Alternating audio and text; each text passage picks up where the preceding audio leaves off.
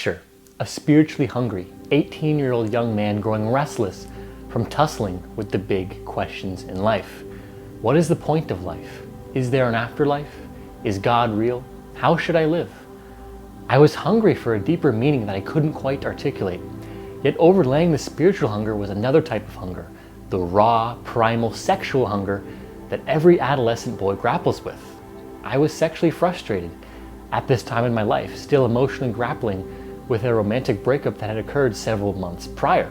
I ached for physical intimacy and emotional closeness, and this aching lust felt almost spiritual in its intensity, and it ultimately led me to consuming 3.5 tabs of LSD in search of some sort of answer to this gnawing, existential ache that I was experiencing. And what would unfold on this night would shatter everything I thought I knew about sex, the universe, God, and the purpose of life. Clear, penetrating, permanently life-altering answers to my existential longing were downloaded into me on this night. Now, to provide some backstory, I've never been huge on recreational tripping. I had grown interested in psychedelic substances primarily for their philosophical and therapeutic value. I was never just seeking a fun experience. I was seeking answers to the big questions in life. And after hearing from countless sources, ranging from scientific research to personal trip reports that psychedelics held immense potential for having long-lasting beneficial impacts on one's life, when used in an optimal mindset in a physical setting, well, my highly curious mind knew that I had to go try this out for myself. And the experience that I describe in this video was not my first psychedelic experience. It was probably my 4th or my 5th experience, with the first few experiences being lower dose, bearing fruitful insights about the nature of self and reality, in addition to providing me with some very, very valuable personal insight into the personal problems that I dealt with at the time, namely loneliness, sexual frustration, uncertainty about what I wanted to do and how I wanted to live in the future, and just getting at this intense existential aching that I was experiencing. And so in the first set of psychedelic experiences, I had begun to see through the nature of self, feeling the groundlessness and fluidity of identity and growing increasingly aware of the illusory nature of ego. Yet these insights only generated more curiosity within me, leading me to this heroic dose of LSD, seeking some sort of breakthrough experience, something that would get at the heart of this existential ache that was constantly overlaying my experience of life at this time. And boy, did this experience cut to the heart of that. And so after ingesting the substance around 9 p.m., the come up was familiar territory. The walls started breathing, some patterns would appear in my vision, and during this, I decided to go out into my backyard and look at the stars. They sparkled back at me with a brilliant intensity, and as I stared up at them, my experience became more expansive. My usual, everyday, egoic state of consciousness that is overlaid with everyday human stories, narratives, and ideas dropped into the background, and a sense of spaciousness pervaded my experience. I felt closer to everything. I felt my interconnectedness and oneness with all things. This feeling was quickly growing in intensity as well, and I had a very strong intuition that this experience that would unfold would be a very, very strong one. And so I felt a ping of fear in response to this insight, and so I decided to go back to my room. And as I returned to my room, I looked into the mirror, and I did not see myself as I usually see myself. I did not see Wyeth in the mirror, but I saw an intelligent ape wearing clothes, the costume of identity and culture and civilization stripped away. And what was revealed was the wild, unobstructed, uncivilized animal beneath. My experience was morphing and disintegrating quickly into a cacophony of swirling patterns, loose thoughts, vibrant colors, and dissolving reality. With my eyes seemingly growing and shrinking rapidly as I stared at myself in the mirror, it became more difficult to distinguish myself from everything else in the room around me. And so, as my ego was dissolving rapidly, I decided to shut off the lights, put on my eye shades, lie down on my bed, and let the experience consume me. And so I last remembered viewing the clock at around 9:45 p.m. and in what felt like both a few minutes and also a few centuries at the same time, I came back into contact with time at approximately 5 a.m. And in that timeless void between 9:30 p.m. and 5 a.m., the concept of Wyeth virtually completely ceased to exist. I even remember my name would appear in my mind and I had no coherence of what it meant or what it pointed towards. The very concept of individual identity was as meaningless as trying to explain color to someone who was blind. My identity had disintegrated. And so even though conceptual identity made no sense to me, I had still maintained some very loose degree of body awareness and coherence that I was something separate and distinct from the environment around me. But even this sensation was disintegrating as well. And as this was happening, I began to feel an energy within me that I could only describe as sexual in nature. Not lust, not horniness, but a sexual feeling. And this energy was not located just in the genital region. It coursed throughout my entire being. It seeped into every cell and atom within me. It pervaded my entire experience. And it didn't just feel sexual, it also felt sacred, creative, and cosmic. And it was building and building and building in intensity. And it felt really, really good. And as this energy continued to intensify, something extraordinary began to happen. I wasn't just feeling this force, I was beginning to understand it. Not just thoughts, not just with my mind in a conceptual way, but with my entire being. I was beginning to understand this as if the universe was showing me itself through me. The insights came in the form of whole body sensations and powerful, direct intuitions, and it didn't just feel like I was learning something. It felt like I was remembering and tapping into something that was essential to who I was, but I had just somehow forgot. And I could feel with absolute certainty that this sacred, cosmic, creative, sexual, erotic energy coursing through me was the very same force that ignited the Big Bang, that birthed galaxies, that created our solar system, and that manifested life on Earth, driving the evolution of all life forms. And then the visions began. At first they came in bursts, showing me incredibly vivid scenes that somehow felt more real than real, considering the psychedelic had dissolved my sense of time and space, and suddenly I was witnessing pivotal moments of human history as if I was there, living them, breathing them, as if I was them, but I wasn't just observing. I felt like I was a part of it and that I was feeling all of it on a visceral, emotional, somatic level. I remember getting a vision of being enslaved, feeling powerless and hopeless and a gnawing sense of unease and anger. There was a vision of a mother mourning the loss of her son who had died in a war, and I felt a ping of immense grief while remaining aware of the fierce love that underpinned this grief. Yet I also had visions of immense joy, a happy family welcoming a newborn into the world, people rising up against injustice and taking part in the sweet ecstasy of liberation. There was a very heavy focus on liberation in this experience. There was a vision of people of all colors standing together in unity, protesting against forces that kept them confined and limited.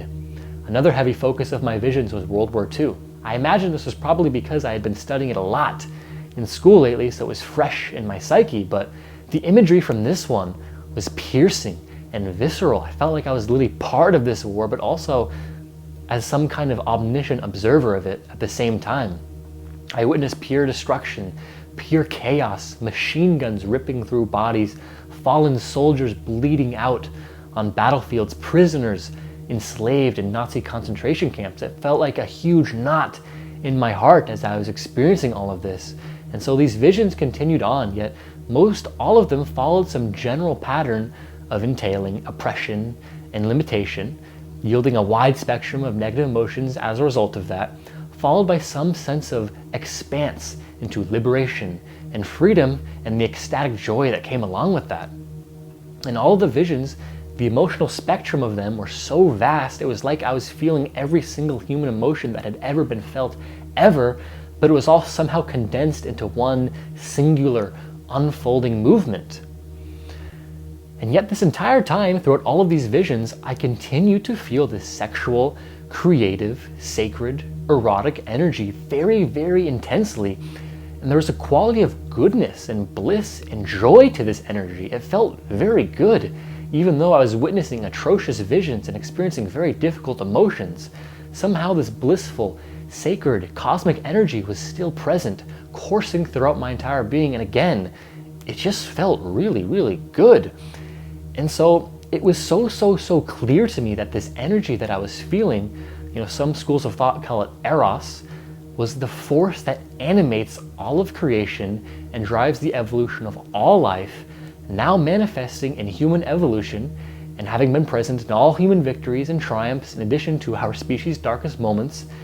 And somehow in there, in feeling this energy, I got a deeper penetrating download of understanding that these visions I was getting, well, they weren't merely isolated events. I realized in like one sweeping moment, it just kind of hit me. I realized I was witnessing a sort of energetic arc to evolution, a directional movement where consciousness naturally seeks to liberate itself from whatever oppresses it, confines it, or keeps it closed off. Every struggle I had witnessed, from slavery to war to the social movements, they were all consciousness pushing against forces that try to limit its natural expansion towards greater freedom and openness and joy, which is the true nature of this creative cosmic erotic force that was coursing throughout my body. And it wasn't just coursing throughout my body, but I realized it's somehow present in all things, in all beings. And actually, we are this force. We are spirit. We are this cosmic creative force. We're not just individual humans. We are this thing. It's our true nature. And so the slaves breaking free, the mother's fierce love, people standing together against injustice, and even the allied forces fighting against fascism and Nazism, it was all the same evolutionary drive expressing itself throughout human history. And the insight hit me so clearly and so profoundly, it was like it was just as obvious as 1 + 1 = 2. And I could see that this creative force has a telos to it, a purpose, a directionality that is always seeking to liberate, to open, and to expand towards greater wholeness, greater unity, greater freedom, and I would also say greater love. And that any resistance to this movement, whether it be racism or sexism, totalitarian ideologies, or even just some like toxic individual belief that somebody holds on an individual level, they're all just hurdles that consciousness ultimately yearns to transcend in its push and drive towards freedom, openness, liberation, truth, joy, unity, and again I say it, love. I consider all of these to be qualities of God, qualities of spirit, and that's just the game that we're playing out here in life, seeking to let our true nature, spirit, the very essence of the force that I was experiencing, well, the point is to allow that to live freely and openly within us and amongst us, to live as us, to let it be us. And so at some point after a lot of these visions, the energy kicked up in intensity again. And keep in mind, I had no memory of my human self, no memory of Wyeth. I was completely in some transpersonal state of consciousness, some transpersonal dimension. And this energy was getting so intense that it was beginning to get to the point that it was all consuming.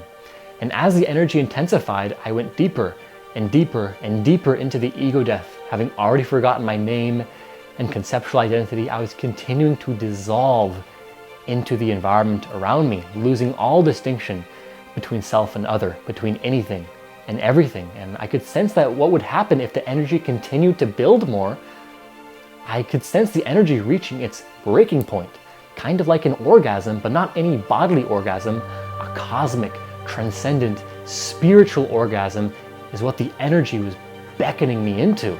And it felt so good as this energy got stronger and stronger and stronger in my experience. And I intuited that if I fully opened to this energy, if I let the energy break and go into cosmic orgasm, I would be liberated from my human self forever, my body would die, and that I would unite fully again with spirit, the universe, with God. That was what the insight I had was. That's what I believed at the time.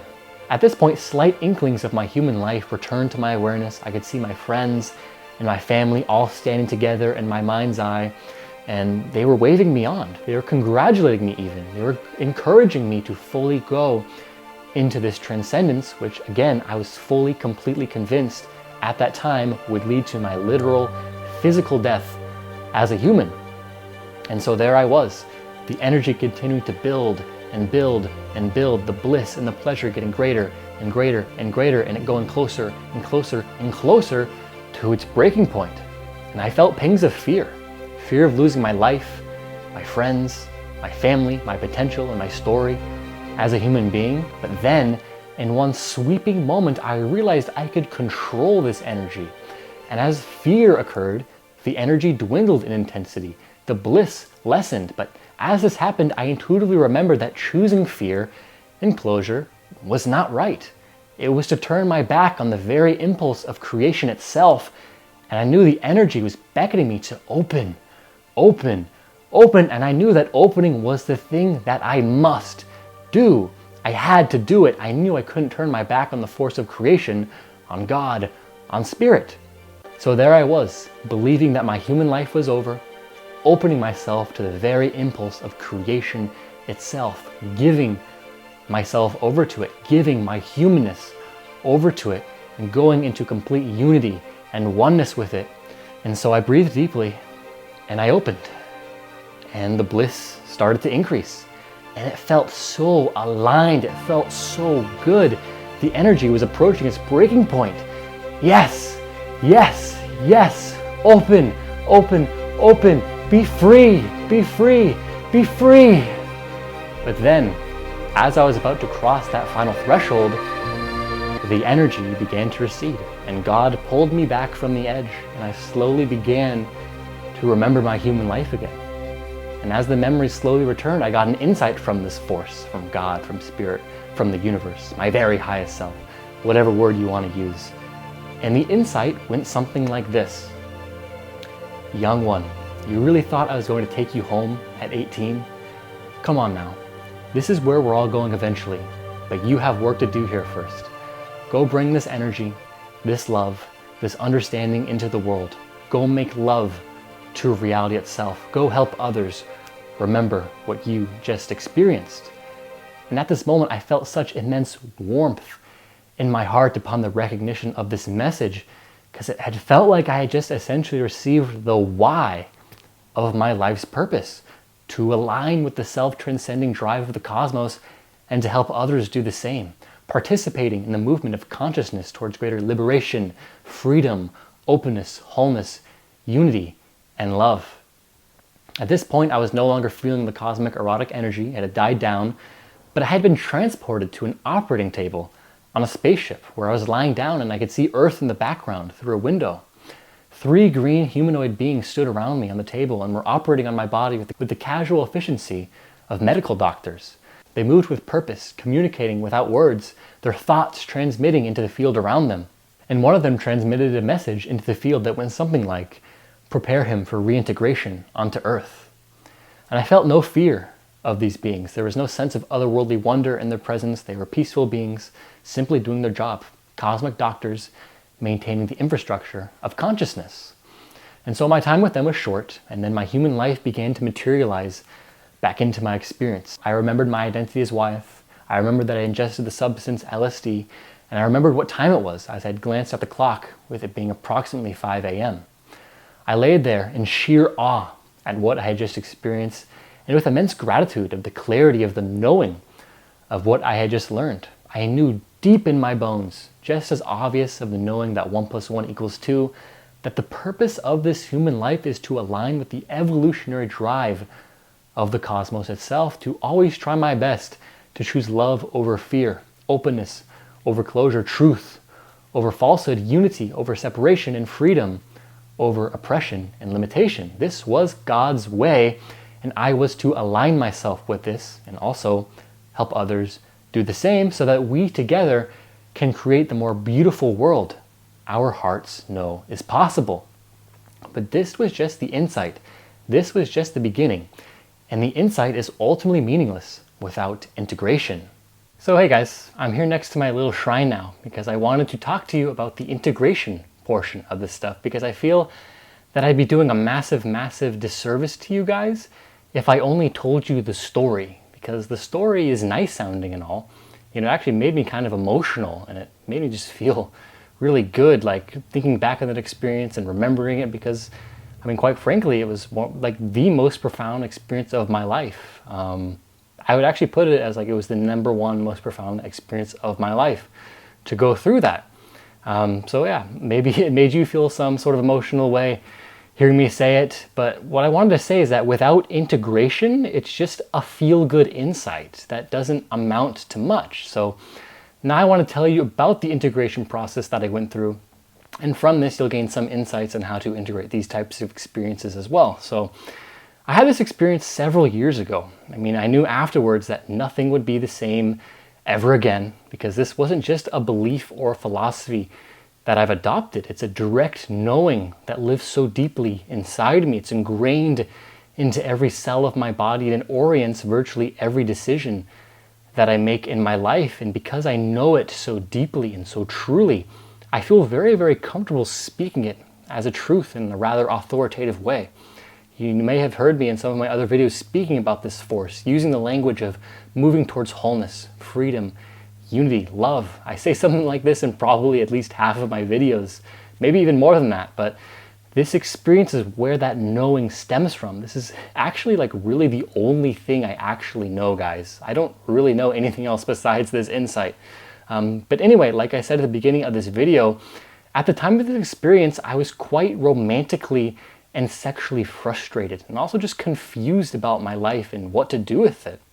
But in this experience, in the energy feeling so sexual and so erotic, I felt that I came to understand what sex actually is. It's not just physical intimacy between two people. It's not just like genitals smashing into each other. It's the cosmic creative force of reality itself. It's spirit, and what we humans call sex is just the mechanism through which human life is continued. But really, universal sex is happening all the fucking time. And every moment, the universe is morphing itself, creating itself anew, shaping new realities, birthing new possibilities. And so every interaction between people, every choice we make, every moment consciousness is moving, which is all of the time, this is all just cosmic sex. This is like real sex. Like all of reality is just like God, life, just like making love to itself endlessly and endlessly and endlessly. The universe is making love to itself, creating and recreating endlessly through you, through all of us, forever and ever and ever and ever. And so I came to understand that my sexual and romantic frustration didn't really have anything to do with physical intimacy at all. It was actually my soul recognizing that I wasn't fully participating in this cosmic creativity. I was living too deeply in separation, in fragmentation, in ego, in disharmony to show up fully and really make love to life itself. And so the ache that I was experiencing, the sexual frustration, the spiritual hunger, it was all just God, spirit, source, life calling me into a more full participation of its process. And that this process would require me to really work on myself, develop myself, learn how to love deeper, learn how to be more authentic, and learn how to stop being so damn selfish, and learn how to stop being so controlled by my freaking ego all the time. And this integration process has been an ongoing one. I mean, we're always integrating. We're never not integrating, because this experience certainly did not instantly make me an enlightened being of love all of the time. I'm not that. I do not claim to be that. I continue to do selfish shit. I continue to be moved by very strong shadow currents within me, currents that really craved validation and wanted to be seen as worthy and capable and valuable, and that led me to doing some quite selfish, unconscious shit. I still do selfish shit. Because at the beginning, after I had these powerful transpersonal experiences and realized this stuff, I thought only waking up, if only people became more spiritually awake, then the world would become perfect. And I think that was a reflection of me having some sense of egoic inflation from having this experience, thinking I was all awake and shit, thinking I had some crazy truth, some crazy insight. But the reality is that having this experience was only the beginning. There was so much inner work to do, so much development to take place, and I became more honest with myself. And as I became more honest with myself, it became clear that waking up, spiritual awakening, doesn't really mean much if it doesn't occur in conjunction with growing up, aka becoming more psychologically mature, and also cleaning up, doing shadow work, and reintegrating the parts of us that we have disowned.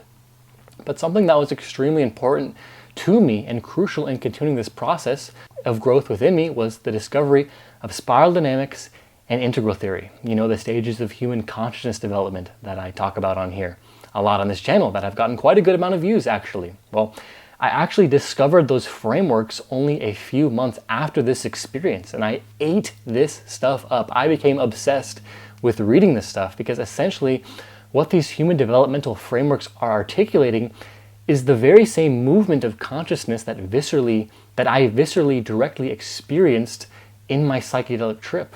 The movement of consciousness towards greater wholeness, greater integration, greater freedom, greater empathy, just like gaining a greater circle of concern, greater spiritual awareness, and ultimately greater love, more true love. That's instantly what I knew these frameworks were articulating. And so that's why I absolutely ate up all of that stuff, especially Ken Wilber's work, who articulates the very same teleology to consciousness that I had experienced. So that's why I talk about human development all of the time, guys. It's my way of continuing to express in different ways and through different mediums and language the fundamental insight that had been so deeply downloaded into me on this night when I was 18 years old. And so the integral theories were huge because now I had cognitive frameworks to help me understand this process. And that was huge for me because previously I had kind of been drowning and not really knowing how the fuck to articulate this stuff. But luckily, I found that there's a huge body of developmental psychology research that points to this stuff. So then I went on to get my psychology degree. I found out that universities don't really talk about this stuff because universities, for the most part, are very secular. And at a certain stage of human development, you kind of open up this like psycho-spiritual box that transcends secularism. And this box never really closes. And that's all kind of beyond the academic institution, and so they don't really talk about that. And so in terms of human development, the academic institutions, they basically just describe child development and like certain niche lines of development, like Kohlberg's moral development and Piaget's cognitive development, but they never ever articulate the developmental process as a whole, like these synthetic thinkers like Ken Wilber articulate. And so you don't actually learn the full picture of human development in university, you just learn a tiny, tiny little picture of it. But anyways, I got my degree in psychology. I had aspirations to be a therapist, but then I realized that wasn't quite a fit because, well, one, it would take me 5 to 6 years to get the license. And two, I kind of realized I'm more of a philosopher, psychologist hybrid. And what I'm really, really passionate about on the deepest level is helping people grow into their deepest, highest, wisest, most loving, most conscious, most generative version. I want to help people push into the self-actualization and self-transcendence tiers of development. I don't want to just do therapy on them, which is often just healing and trauma focused. And there's also like so many freaking regulations in the industry. You can't really be free and authentic as a person in a therapist role or like in a really licensed therapist role. And that's, you know, and this trauma and the healing and trauma stuff, that's obviously a very important part of the picture. I'm not denying that, but you know, I also just had a much more growth orientation and how I wanted to help people. So I became a life coach, and luckily that's not a very regulated industry, so I could hop right in, start getting certifications, and start building my philosophical body of work on YouTube while doing my psychological work and coaching and mentoring people. And so I've been building that for the past few years. And so like that integration, that was like the career development for me. And that was actually really, really difficult for me to find. You know, I felt this psychedelic experience gave me the why of life. It gave me the why of my life's purpose. But it was now up to me to figure out the how at that point. And that took years to figure out and get more clear on. And I'm still getting more clear on that today. You know, I'm still young. A lot more could unfold in the future that takes me in different directions that I don't see now. But to talk more about the integration process as a whole, I mean, the hardest part for me was the shadow stuff. A lot of that stuff came out in the romantic relationship domain with my ex-girlfriend.